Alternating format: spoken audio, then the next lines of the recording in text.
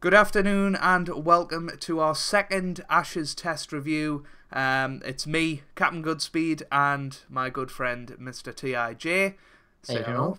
There you go. And it's 4:30. It's a bit earlier than our last one because I stream at 8 o'clock every Wednesday, so I'm not moving that for the Ashes, especially after today's result. But we'll get into that in a second. Hopefully, you guys are good. It doesn't look like anybody's here at the minute. Maybe just me and TIJ, having a... Actually, we've got Andrew Coates in there. Evening to him, and hello to Elisha as well. While since she's been in one of the streams, so hello. I don't know where you want to begin, really. Day one, where Joe Root chose to bowl. What do you think of that decision? I don't think it was that bad. As a captain myself, I would always choose to bat every single match. Obviously, unless it was raining, But I don't think it was such a bad decision. The bad decision was, and it wasn't necessarily a decision, it was the bad bowling from us. And I mean, it's completely shown by... I think we were really embarrassed, to be quite honest. I mean, they had a bit of a lacklustre start in the second innings, which we'll talk about later on. But in the first innings, they started really well. They got to 294 for 6, which is a really good result, then massively helped by the 126 of Marsh. But apart from Bancroft's, up until we get to Payne, they all got over 30, which is, all good scores for them. Yeah. And no offence to Overton, and, Overton's a good player, but for Overton to take the most wickets in this first innings, it kind of shows that our other bowlers maybe it weren't up to scratch and not good enough. And maybe, it might be the field wasn't running for them. Also, I haven't watched every single ball. It might just be that it wasn't running for them. But for Overton to be the most bowled player, it kind of suggests that the other three weren't up to fitness or maybe scratch. Yeah, I just wanted to say it was a brilliant run out from Chris Oakes on day one. I really liked that. See you later, Andrew Coates. He said just a flying visit. He wanted to be polite and he found us via Lelujo. Hopefully a lot more people will be doing that next week. But right, Jamie's a very very unreadable PC message. Just to remind you, it is family friendly in these streams. And Joseph Message, I mean, if Message is your real second name, that's fantastic. Dreadful batting, no fight shown whatsoever. We'll get to that in a bit. Still talking about the Australian first innings. I thought Craig Overton bowled, was the pick of the bowlers. I thought he... 8 PM, by the way, Andrew Coates for the stream tonight. And we'll be streamed for about an hour and a half. Anyway, Craig Overton definitely bowled the best of the bowlers. I just think we bowled far too short. I think that was the thing. Early on, we were bowling far too short. And that's what we used to do years ago, especially Stuart Broad. And it was only when he started pitching it up that he started taking a decent amount of wickets. So I don't know where bowling short came from, but... as soon as we started pitching it up a little bit, we started taking wickets. Overton getting the wicket of Steve Smith. I think it could have been a lot worse if he hadn't done that. So a good start for Overton in that innings. And Australia had a bit of a bash at the end of their innings and kind of got another 50-60 runs that could have changed the match really. Yeah, oh well, Joseph Message's name is actually Joseph Message. That's fantastic. I don't know why, just I don't think I've ever heard anybody with the name Message. No, so if we have a look at the bowling figures, obviously a wicket for Anderson and Wokes each, and then 2 for Broad and 3 for Overton. Ali actually bowled 24 overs, and when I was watching the highlights... Know, though, with Broad, sorry to interrupt you. No, it's fine. But with Broad, that over a third of his overs were maidens, which is pretty good going, to be quite honest. So 11 out of his 30 overs were maidens, but on the other side of the coin, on the flip side, from a 19 overs, he conceded 72, which is, go on, Joe, with your math, that's nearly 4 and over, isn't it? So, not so good, but in those 11... overs that he got maidens, that was really good, and that it's quite clearly seen because it wasn't too good a strike rate from Australia. I mean, with the highest being Payne from those 57, 102 balls, Marsh coming close as well with 54.5. But to be honest, the stats and all that don't really matter. We lost this test match because of our batting in the last innings. But just to quickly round off my opinions about the first innings. It was good that we got Smith out quite early. Okay, he did get 40, but I just love the fact that, he was taunting Overton, saying you were bowling too slow, and then he bowled him, and it was a clean bowl. It wasn't anything in terms of LBW. He wasn't caught behind or anything. It was just clean bowled. Smith went for it a bit too early. Or was it late? I can't quite remember. It was one of the two. It's been a long while since I've watched it, but Overton fantastically bowled him, and then went on to get Cummins and Payne, which would prove to be quite good wickets come the end of the game. So definitely my player of the first half for England. Yeah, and obviously for Australia, Marsh, is the best player of that first innings. So speaking of Overton, a good replacement for Jake Ball? Yeah, definitely. Based on that first innings, nothing else. Based on that for the first innings, and obviously based off other parts of the Test match as well. He did really well. And it's just good to see someone else come into the frame and doing well, a bit like Roland Jones did earlier in the year, but obviously he was ruled out with Ashes. Yeah, I'm just looking at the fall of wickets, and as you said before, 294 for 6, Australia were, and at that moment, England could... I feel like if England were 294 for 6, we'd see them bowled out for 320, but the difference between the two sides here is that Australia went on and got 410. There's depth in batting, isn't there? I mean, you look at Cummins at number 10 with 44. I mean, we'd be lucky we brought to get 10 at the moment. So it just shows, really. Exactly. So... And they declared on 410 as well, which was quite a surprise at the time for me. I thought they might stay out there a little bit longer and try and whack it a bit. But the idea was that they were going to have something like 20 overs to bowl at England on the night time. And we found out in this test match that nighttime bowling apparently is overpowered. So England came to the crease and they lost an early wicket through Stoneman.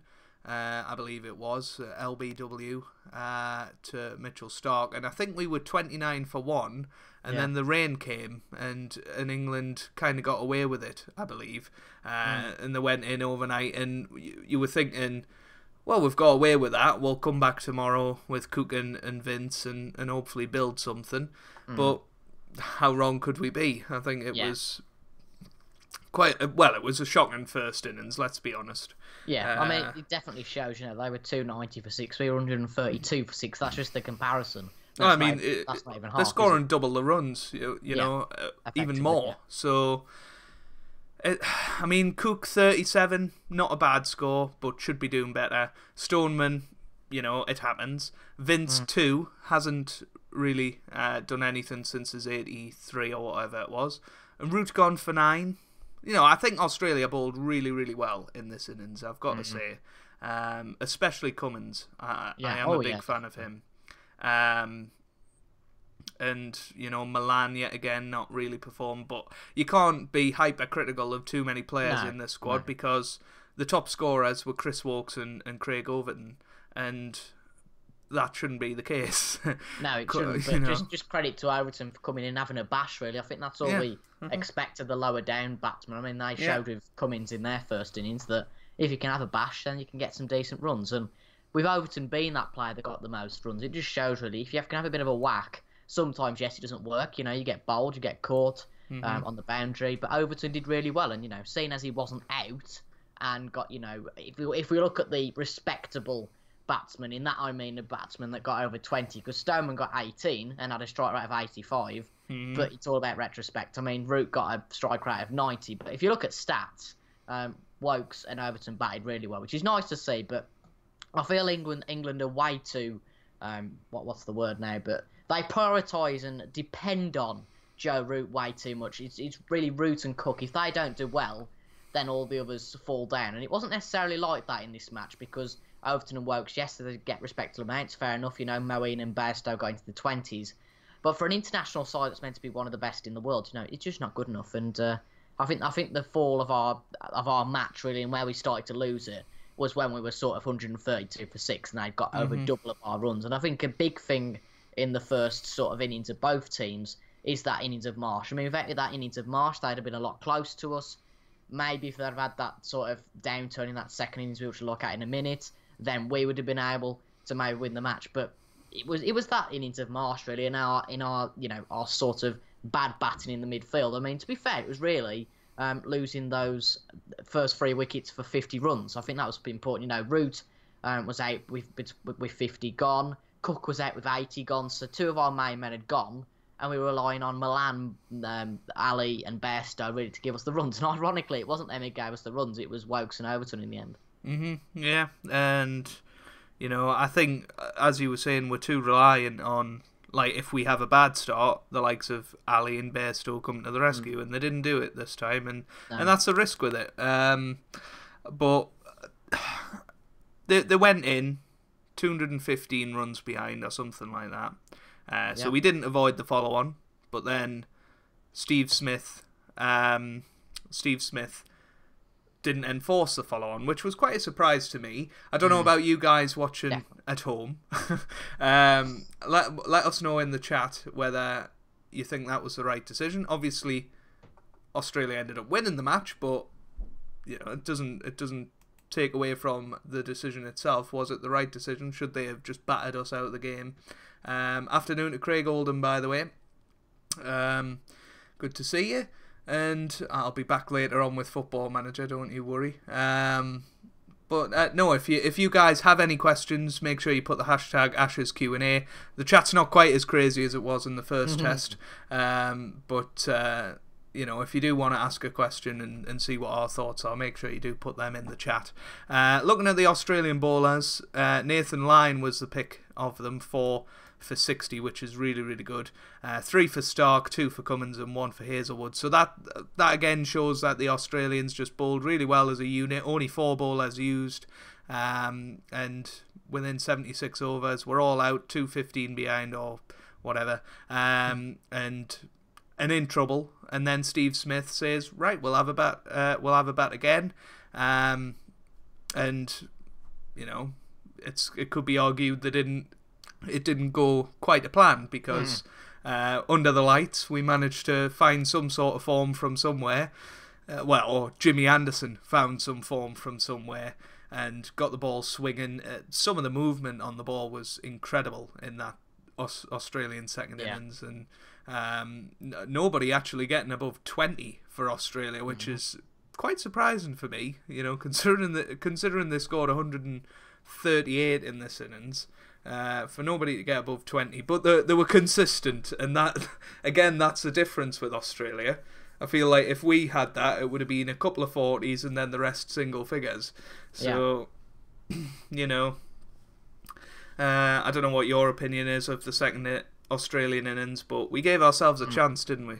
Yeah, we did. I mean, I remember on Monday morning, I'll be honest, I was sat in a classroom and I was just checking the scorecard because it was still going on.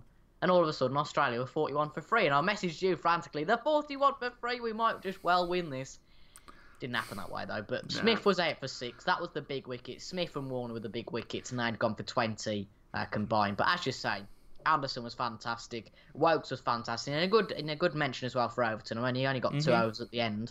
And within those 2 overs, got a wicket. And I mean, you can look at saying he conceded 11 runs as well. That's, 5.5 runs an over. But at the end of the day, at the tail end of the innings, players are going to have to sort of have a whack to see if they can get scores. They're not the best at batting, so they're going to have a whack. So I disagree with Jamie saying that Overton's a 3. I think that's very unfair. I think Overton got a solid 6 or 7. He was the highest scorer in the first innings. He got 4 wickets out of the 20, if you look at it that way, and 4 wickets out of the 18, obviously, because they declared. And I would argue that Overton was the player of the match. I mean, I don't know what you think about that, but I think for England, I think, yeah, for us, yeah, absolutely.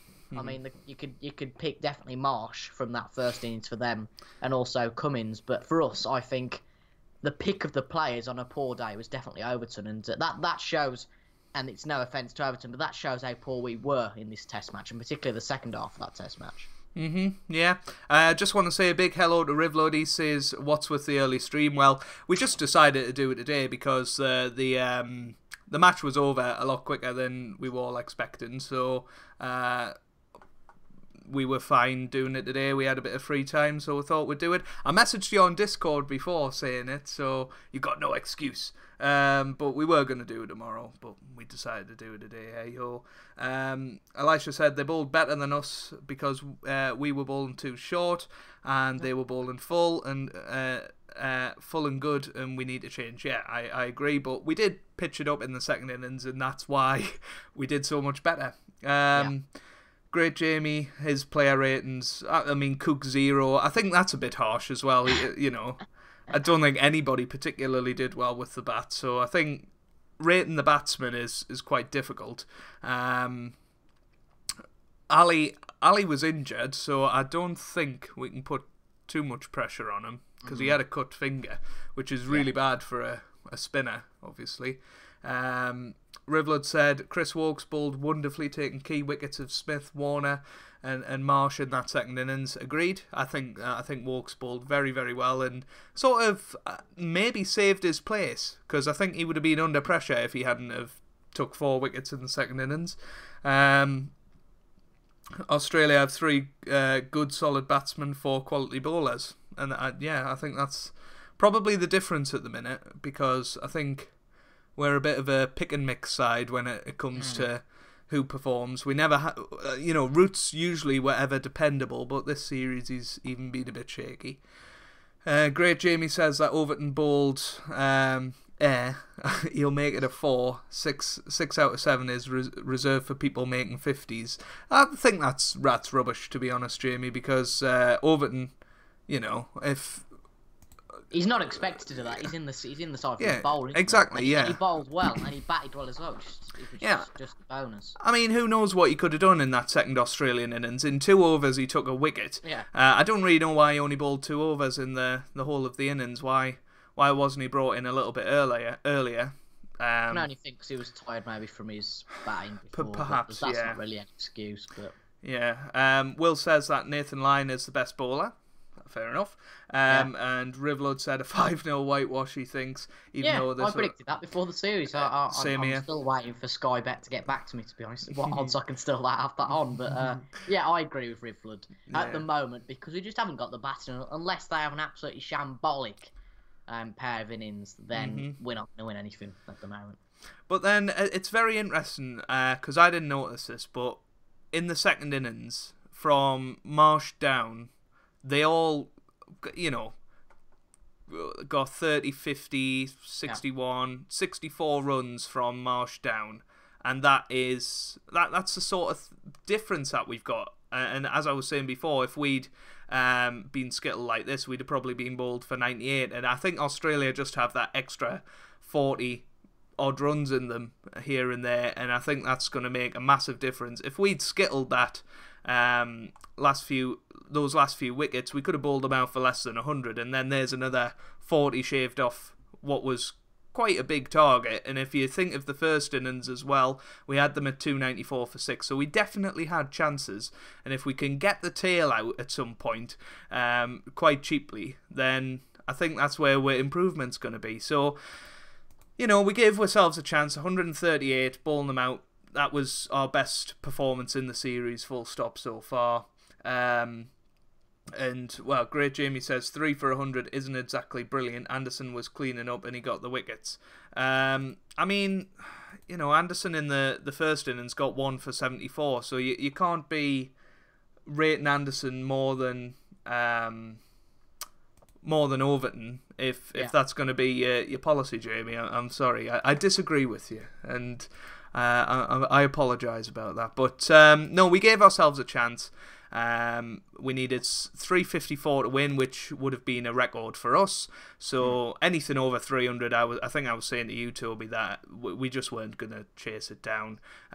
It would have been 40 more than the record on Adelaide, on the Adelaide pitch. So it was always going to be a tough ask, but us Englishmen like to be optimistic sometimes, and then Cook got out fairly early. Although it wasn't that early, actually. 53 was the opening partnership. He only scored 16, but we'd got off to a solid start, and then he gets himself out.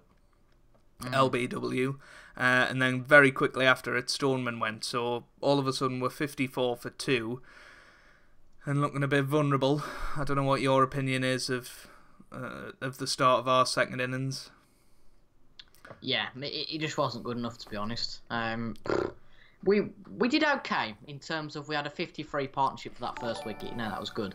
But to lose those two batsmen in quick succession really hurt us because, to be fair, looking at it, you know, I will go back on that a little bit because we were then 169 for 4. You know, Root batted class. And Milan and Vince batted okay considering the circumstances. But the real reason we lost this test match is from going from 169 for 4 to 233 all out, and that was a massive problem. And really, past Milan, apart from Bairstow, you know, rubbing Bairstow off, the 4 batsmen past him scored 7, 14, 22 between the 4 of them, and Bairstow scored 36. But you know, 22 between 4 of them just simply isn't enough. Yeah, I'll stop you there, Toby, while you're in full flow. I apologise, but Rivlod has just donated £10, so a big thank you to Rivlod. We really appreciate that. Yeah, I can't believe that's just happened. Thank you very much for that. And as you can see, the donation bar is moving along at quite a swift pace. We've rebranded all of the donation on the channel, and it's all going to go towards channel improvements, which you can see more about in a Patreon video I did not so long ago. Hello to a person. Very good to see you. Cook is really in trouble, but who do you replace him with? That's the thing. And no, as you were saying, Toby, 22 between the last few batsmen. I think you messaged me last night saying, "Oh, what do you think's going to happen?" And I said England collapse. And I think Jamie actually commented on one of my videos saying that we had a chance. Now I was like, "Cue the England collapse." So, you know, it wasn't a great surprise. It always happens. And once Root was gone earlier today, I think it was the second ball that Wokes went, wasn't it? Hazelwood got Wokes, who was just the night watchman, so, you know, it's not the worst thing to happen. But then Root went in the third over of the day, I believe, and that was it, really. As soon as he's gone, unless Ali and Bairstow managed to muster something, then it wasn't going to happen, and Ali went for 2. Bairstow gave it a good crack, but yeah, just disappointing. And we lost by 120 runs, which, you know, flatters us a bit. I think we were outplayed in the match, and the one thing that we can look at positively is the Australia second innings, where we bowled really well. We bowled tight, and we got wickets, and we need to do more of that. Pitching the ball up is going to be the key to winning this, and hopefully at the is it the Wacker next? Something like that. In Perth, I believe. It's not like the Oval though, is it? Might be wrong, but names. We haven't won there since 1978, wherever it is. So it's going to be tough, most definitely, and we're just going to be a team low on confidence. Joe Root said after the match, he said, "We're still well in this series." I couldn't disagree more. Yeah. I think we were at the start of today, but after today's performance, it's just, where do you go from there? You know, like, there's so many players underperforming in our squad. You know, I've got a case for dropping Stuart Broad, to be quite honest with you. He's not adding anything with a bat anymore. You know, he used to be... hold on. Jamie said, "Hang on, it was only 170 for the final day. I mean, my policy is 100 a session, but it wasn't a huge score. We've chased..."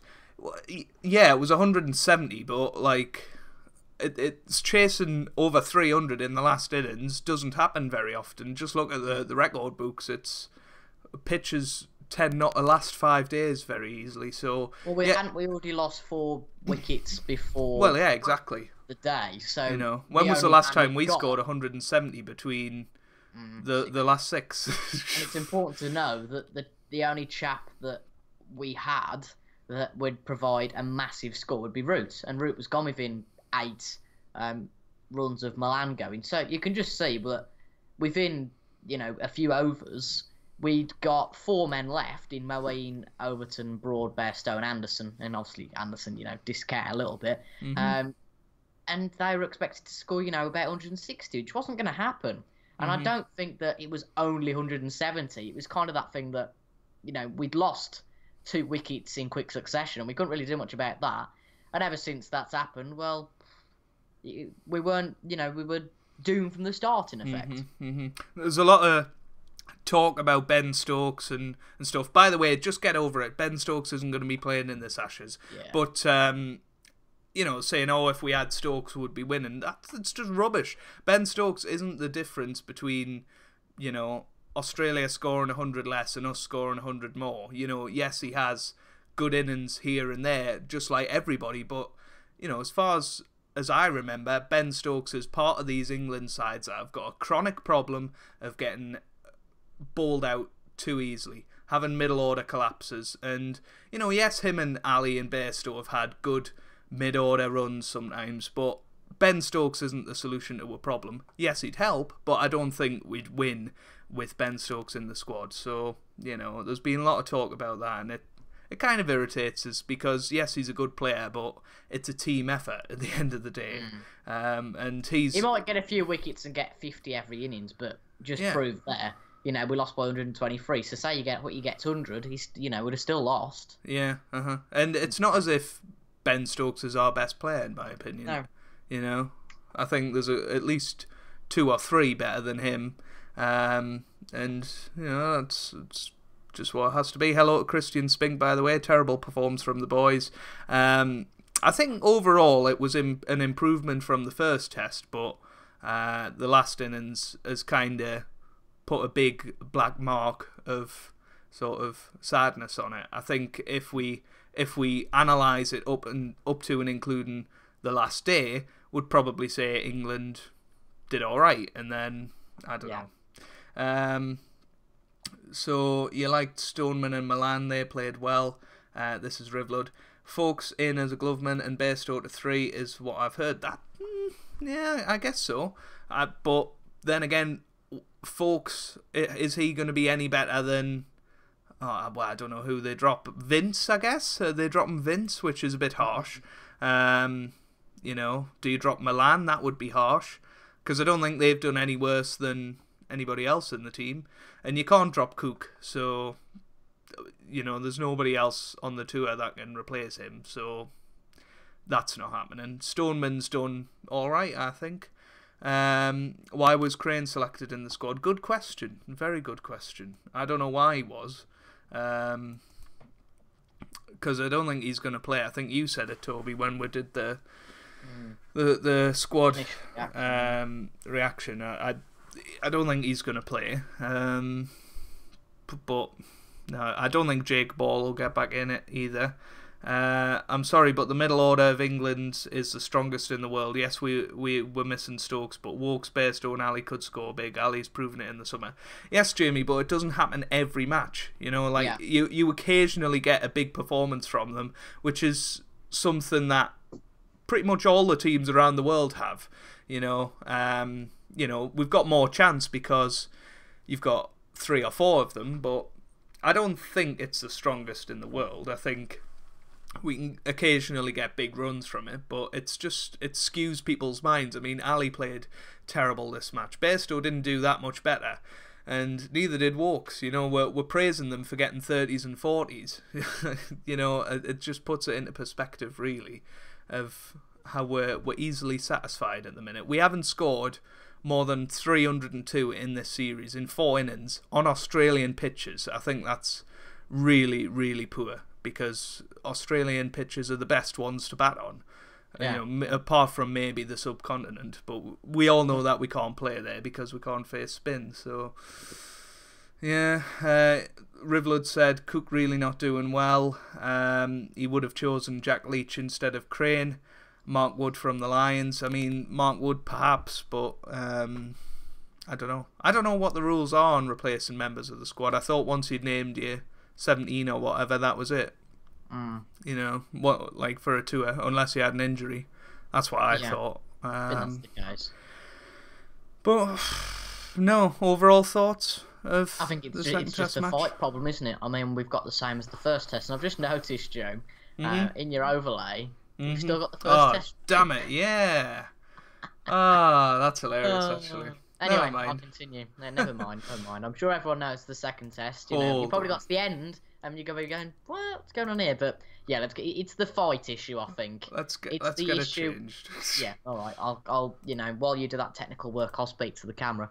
But it's the fight issue that we didn't fight enough, and I think it's a whole squad issue. I don't think is it leadership, is it not? We don't know. We're not in the dressing room, but it's the problem that we don't have enough fight. They're finding it too easy here, Australia. They're practically, I don't want to say mugging us, but they're exploiting us for our weaknesses. We've got a lot of weaknesses in the squad, and we had a bad set of games there, a bad duo of games, and really we've got to get improved now. It's got to be improved now because I don't know if you guys remember or not, and that's lovely improvement to the screen. We got leave it like that. We'll have Joe Root and Steve Smith. I'm England and you're Australia, but. Yeah, I couldn't be bothered to change the position of the text and stuff. So fair enough, I don't blame you. But yeah, we were not terrible, and I think we weren't terrible, and I think some people are harsh, but we weren't great at the same time. We weren't great at all, and yeah, I agree. The pace is an issue, and it's just we don't seem to have enough fight for this. And the thing I'm trying to say, and what we're getting to, Australia the better team, and they deserve to win this series at the moment. And I just think that until anything changes, it's just going to be swinging and roundabouts talking about this, because we're going to be talking about exactly the same thing until something changes. And whether that thing is dropping someone and bringing someone in, it's a real struggle because we haven't got that backup. We haven't got someone coming in and saying, "Oh, I need to bat." When Jennings was in, there was people saying, "Oh, Stoneman will do fantastically," and he's done all right. But he's not been a world beater. And it's that kind of thing that, people said, Vince needs to come back. Vince has come back. He's had a good innings, but he hasn't been a world beater. People saying, Overton needs to come in. He's got a few wickets. Fantastic. He was probably the player of the match. But forgetting in this test match that we were pretty rubbish. And people say Cook needs to be dropped. No, Cook does not need to be dropped. I'm not a big fan of Cook. You're not a big fan of Cook. But he is a solid opener. And we don't need any more trouble in that opening position. I mean, you can take Stoneman out, but you can't take Cook out of the squad. That's outrageous. There are really players. You've got Cook, Ali, Bairstow, and Root. And I can Anderson. Anderson, yeah. That can't be dropped. However, Broad's in bad form, and the rest of them are quite, susceptible to being dropped. And I think the trouble is, will we drop them? Will we not? Do we keep consistency? There's arguments either way, isn't there? Why we should keep consistency, why we shouldn't. But until we, until we see any difference, it's going to be real frustrating talking about this because we're going to be going in swings and roundabouts, unfortunately. Yeah, I couldn't agree more. I don't think there's much to add to that. I think you touched on a good fact. I don't think we've got a very settled squad at the moment. I think that was one of our successes of a few years ago, is that we knew who our best 11 were, and I don't think we do anymore. I think we know 5 or 6 of them. Yeah. And a couple of them we don't really want. I don't think Cook would still be here ideally. I don't think Broad would still be here. I don't think Anderson would still be here ideally, to be honest with you. I think we're struggling for young, really good players. And Root aside, I don't see any of this team being around in 4 or 5 years. I don't know. Yeah, because Bairstow and Ali aren't exactly young, are they? I mean, we haven't got anybody that's young. I mean, I'm trying to think of it. Really, when Root came into the team, when Root came into the team and he got his debut, and there was a lot of hype around Root because Root was one of those players who was really good. Since then, honestly, have we had a young prospect who's been really good? And that's I don't think so. Maybe James Taylor, but he had to retire, obviously. Yeah. But so in 3-4 years, we've only had one player, which is a real worry. Yeah, and I think that's where our problem lies. We're relying on past form to. But then, would you say that we aren't giving these players enough of a chance? We kept Root in the squad because he had a few good innings. He did well. Is it just the case that these players are inexperienced and need a few innings? Maybe, but then it's just the pressure thing, isn't it? Like because of the way any England team works. a player plays badly, you tend to see the back of them. Do you know what I mean? Yeah, It's the same yeah. with football as well. You know, Yeah. we've got plenty of young, good footballers, but if they don't perform at international level, they just get forgotten about. And I think that's kind of the same with the cricket team at the minute. We're in a transitional phase. I think if we could win a Test match in the Ashes, I think that would be a phenomenal achievement. I'm just looking for them to score 350 in the next match, and I think I'll be happy with that. You know, get a couple of 50s. Maybe our first century of the Ashes would be nice as well, because I don't think we've got one yet. No. But no, like Rivlud saying, something to end on here. I don't think we've got much else to say about this. If Cook continues with his bad form, only a matter of time before he retires. He hasn't got the same desires he had back in 2010-11 when he scored 600 odd runs.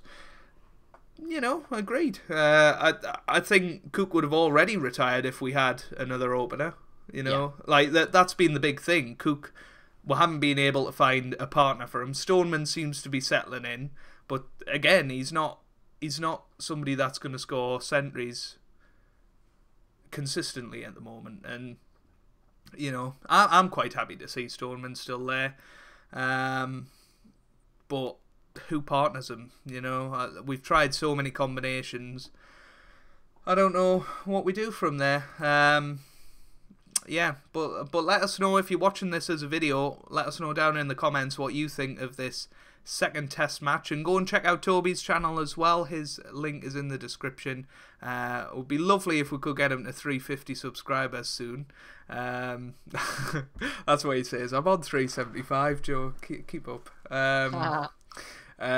No, but I haven't really got anything else to add. It was quite a good Test match. I enjoyed watching the highlights to it. Didn't enjoy the result, but hey ho, it's England, isn't it? Yeah, this is what we come to expect. We've won one away Ashes series in however many years, and that was with the best squad that I've ever seen. The likes of Matt Pryor and Ian Bell in there. I'm not going to say it. Kevin Peterson, Strauss and Cook. Obviously, we had two settled openers, and yeah. Oh, Paul's saying, don't go. But don't worry, Paul, I'll be back at 8 o'clock. I'll be back. Toby might be back as well. You never know. You never know how these things go. But this will be coming out as a video straight afterwards, and you can have a nice listen to Toby's voice again, Paul. We had a big donation from Rivlud as well, so a big thank you for that. I don't know when the next test is. I'll just have a quick look. Oh dear. Let's try and find it in this sea of... so there's New Zealand, West Indies. That's going to be an interesting one. We've got a warm-up game over the weekend, haven't we? Well, not a warm-up game, but it's against cricket. On the 9th of December, which is Saturday. Yeah, but that's the Cricket Australia game. It's not the the Ashes.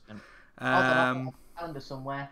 14th on my calendar. 14th, okay. So we'll be back on the 19th. It's a Tuesday, isn't it? The 19th, I think. Yeah, it is. That works well. Tuesday. Oh, The Apprentice. It's not out for 4 hours yet, but sorry. But yeah, The Apprentice. Do you watch The Apprentice, Rivlud? I reckon you should watch it tonight. You know, it's not like that he's streaming or anything, but anyway, we're going off the topic now. Yeah. Is your next stream about the UK Championship snooker? It might well be, Paul. We'll have a chat about that tonight in the stream. I'd certainly like to hear your opinions on it if you've been watching it. Good to see Craig subscribing to Toby. Thank you very much for that. But no, we'll be back for the third Test review, and hopefully we'll be saying the comeback is on, or we'll be saying the Ashes is gone. You know, if we could get a draw out of it, and it still gives us a chance, I guess, of retaining the Ashes. But all I'm looking for is some improved performances. I don't think it's realistic to win the series now, but you never ever know. You know, every cricket match is different. Just gotta pitch it up. That is the moral of the story. Anyway, I'm pretty much done. I don't know about you, Toby. Well, I'm done. Yeah. You're done. Arsenal's going to be battered in the Europa League. That's a story for 8 o'clock, I reckon. Don't you think, Joe? Yeah. That's a story for 8 o'clock. Bloomin' Man United supporters. We've had a decent turnout in the end. So thank you very much for watching if you have. And if you are watching it as a video or live, make sure you hit the big thumbs up button down below. It would mean the world to me and Toby. And we really enjoy doing these. So let us know if there's anything you think we've missed. Any questions that you've got, leave them down in the comments and we'll be sure to answer you.